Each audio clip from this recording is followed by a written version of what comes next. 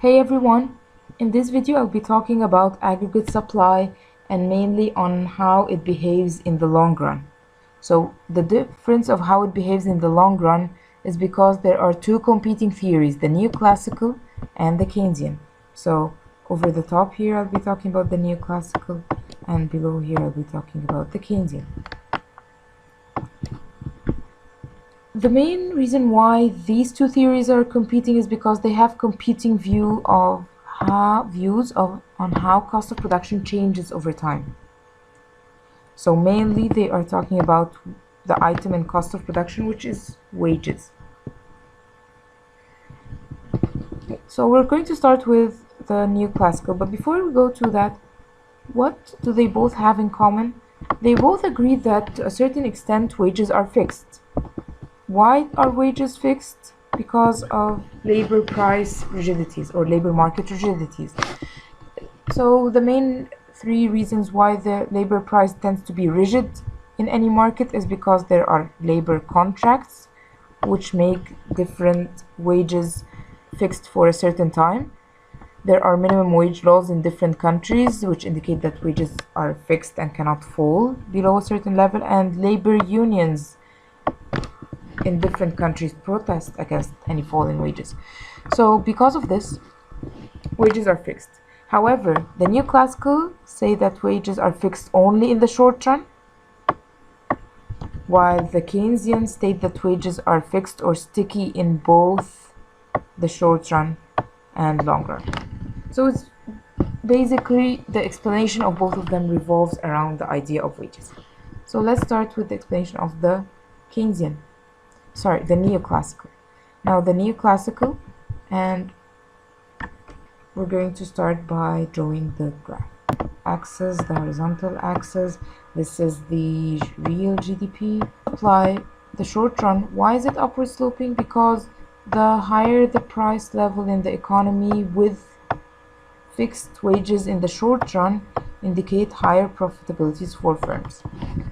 So that's why it's upward sloping. The higher the price, the more the profitability, the more the quantities that firms would want to produce.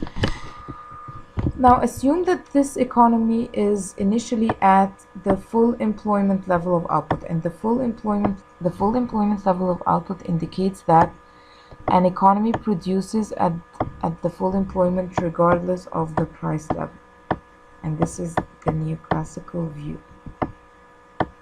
that there is a certain full employment level that an economy will reach. So if the economy is at this full employment level and something happens that causes aggregate demand to shift inwards, so what will happen to the equilibrium output now? It will fall to this point, and it will become equal to Y1. And what will happen to the price level in the economy? It will fall from P to P1. As a result of this fall in prices, neoclassical economists say that wages will start to fall as well. So they're explaining that as prices fall, wages over time will fall.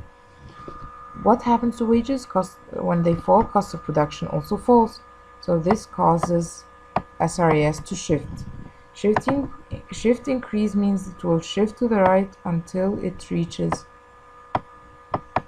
a new equilibrium. So SRAS as a result will shift over time. Very important to state that it will shift over time until it reaches this new equilibrium. What do you notice of the level of output? It is back at full employment. However, price level has decreased even further until it reached P2. Excuse the handwriting, I forgot my tablet at school. So this causes the equilibrium to move automatically back to the full employment level of output, and that's why neoclassical economists explain that wages should be left on its own. Now in the next video I'm going to focus on explaining the Keynesian theory. So see you there.